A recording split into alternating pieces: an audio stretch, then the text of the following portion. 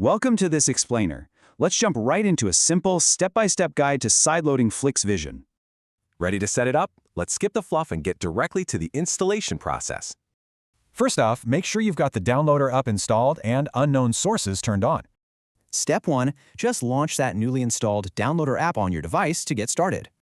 Next, hover over the URL bar or the hashtag icon and click the Select button. Now you're going to enter this exact shortcode, 8799666. Type that code in to access the official Flix Vision website, and then hit Load. When the page loads, simply click Download the app now, right there on your screen. Give it just a few moments for the app to fully download to your device. Once that download finishes up, go ahead and click Install. You'll see an app installed message pop up. Just choose Done right here. Now let's clean up our mess. Click Delete to remove that leftover installation file.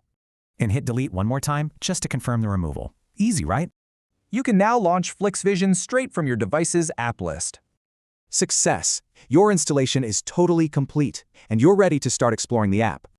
But before you start streaming, we've got to talk about an important safety notice.